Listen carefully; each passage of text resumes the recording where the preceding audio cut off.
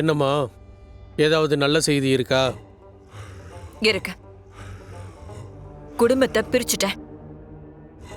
அந்த வெற்றி துளசி 2 பேரும் வீட்டை விட்டு போயிட்டாங்க. கூடவே அந்த அபிராமியும் போயிடுச்சு. என்னம்மா சொல்ற? வாங்க கொடுங்க. எம்எல்ஏ துளசி மேடம் பார்த்து மனு கொடுக்க வந்திருக்கோம். இதுக்கெல்லாம் ஒரு முடிவு கட்டுறேன். மருமக பேர்ல சொத்து எழுதி வைக்கிறதுக்கு அப்படி என்னடா அவசியம்? இது என் சுய சம்பாத்தியம். அதை யார் பேருக்கு வேணாலும் எழுதி வைப்பேன். யாரும் கேள்வி கேட்க முடியாது. சார், லைசன்ஸ் இல்லாத துப்பாக்கி வச்சிருந்ததால நான் உங்களை என்கொயரி பண்ணணும் சார். சந்தோஷமா எம்எல்ஏ மேடம். ஃபர்ஸ்ட் என் புள்ளைய என்கிட்ட இருந்து பிரிச்ச, இப்போ என் பொண்டாட்டியை எனக்கு எதிராக பேச வச்சிருக்க இல்ல? துளசி, நீ சும்மா இரு.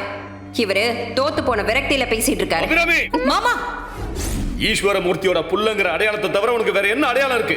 சரிப்பா, இந்த வீட்டில் இருக்க மாட்டேன். ஏய், நீ என்னடா சொல்றது? நான் சொல்றேன்டா, இனிமே இந்த வீட்ல நீ இருக்க கூடாது, வெளியே போடா. அவன் இல்லாத வீட்டுல நானும் இருக்க மாட்டேன். அப்ப நீயும் இந்த வீட்டை விட்டு வெளியே போ.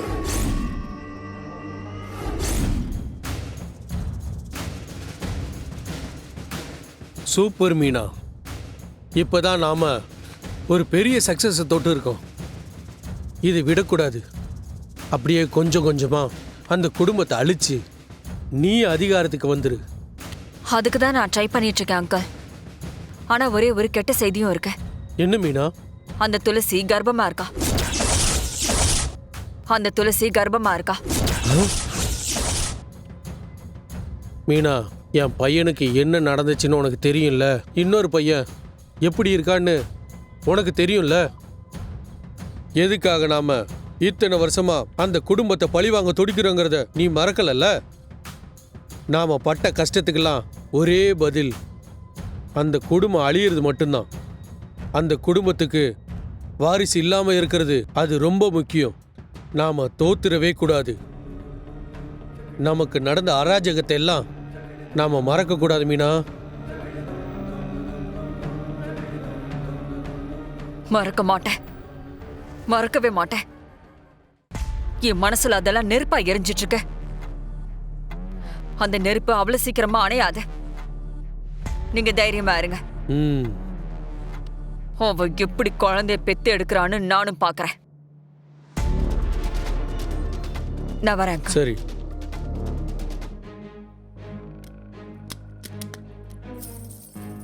அக்கா, இந்தா. என்ன இது? சூப்பு. உன் வயித்துல இப்போ பேபி வளருது இல்ல, அது நல்லா ஹெல்த்தியா வளரணும்னு அம்மா ஏதோ மூலிகை சூப் ரெடி பண்ணி என்கிட்ட கொடுத்து விட்டாங்க. நான் கூட இதெல்லாம் குடிச்சது இல்ல. பெரிய பொண்ணு கன்சீவா இருக்கான்னு தெரிஞ்சதும் இதெல்லாம் ஸ்பெஷலா செஞ்சு கொடுத்து விடுறாங்க. உனக்கு யோகம் தான்க்கா, குடி. அப்பதான் சிங்கக்குட்டி மாதிரி பேபி பிறக்கும்.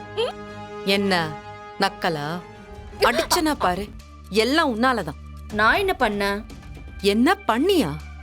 தேவையில்லாம நான் கர்ப்பமா இருக்கேன்னு இங்க வந்து எல்லாரையும் டைவர்ட் பண்ணிருக்கேன். இப்ப என்னாச்சு பாத்தியா? ஒவ்வொருத்தரும் ஒவ்வொரு கற்பனையில இருக்காங்க. அன்னைக்கு இருந்த நிலைமைக்கு நமக்கு வேற ஆப்ஷன் இல்லைல்ல. இந்த விஷயம் மட்டும் மகேஷ்க்கு தெரிஞ்சா என்ன ஆயிருக்கும் யோசிச்சு பாத்தியா?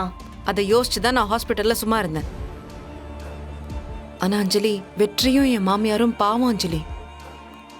அவங்க குடும்பத்துல இது வரைக்கும் வாரிசே பிறக்கலன்னு யார் விட்ட சாபமோ என்னன்னு நினைச்சு அவங்க போகாத கோவில் இல்ல, வேண்டாத சாமி இல்ல.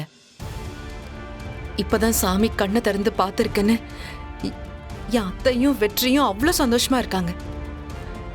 ஆனா அவங்க கிட்ட உண்மையை சொல்ல முடியாம ஒவ்வொரு நிமிஷமும் நான் எப்படி அலாடிட்டு இருக்கேன்னு எனக்கு மட்டும்தான் தெரியும்.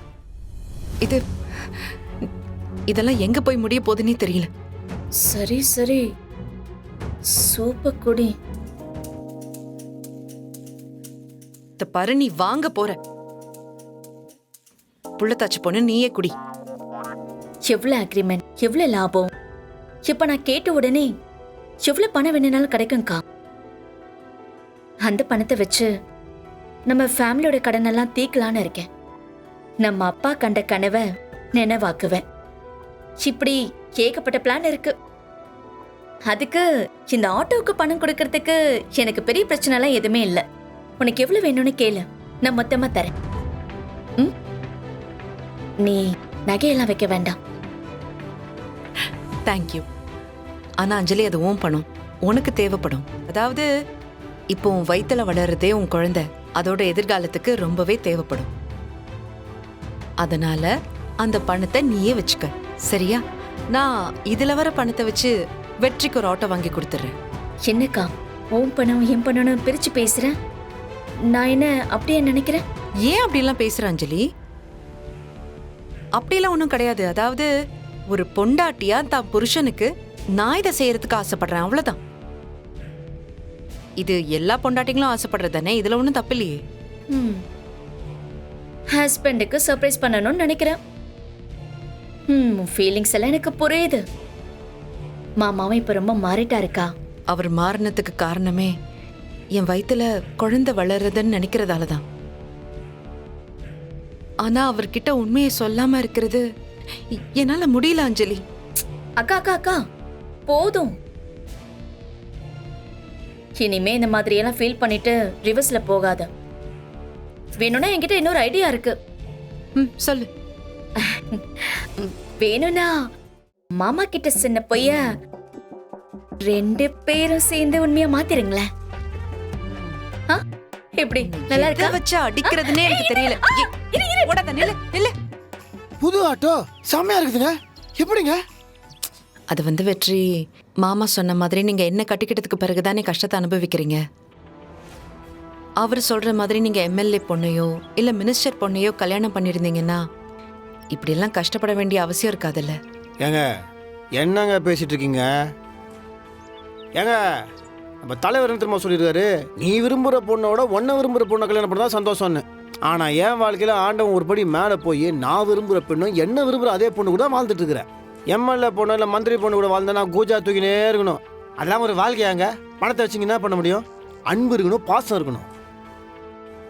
நீங்கள் வேற அவர் சொன்னதெல்லாம் நினச்சி ஃபீல் பண்ணிட்டுக்கிறீங்க. ஏங்க அதெல்லாம் விடுங்க. இப்போ புது ஆட்டோ வாங்குறதுக்கு உங்களுக்கு ஏது காசு?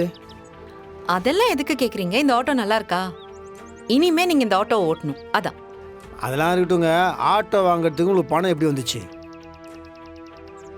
மாமா, அக்கா அவளோட நகையெல்லாம் அடகு வச்சு இந்த புது ஆட்டோ வாங்கியிருக்கா. கொஞ்சம் கையை பாருங்க. என் கை காட்டுங்க. ஒன்றும் இல்லைங்க. கையை காட்டுங்க, காட்டுங்க. ஏங்க வளையலங்க காணோம்? அது ஒன்றும் இல்லை. என்னங்க நீங்கள் இந்த மாதிரி பண்ணிட்டு இருக்கீங்க? உங்ககிட்ட இருக்கிறது 2 வளையல். ஓஹோ, தோடு செயின். பரவாயில்ல வெற்றி.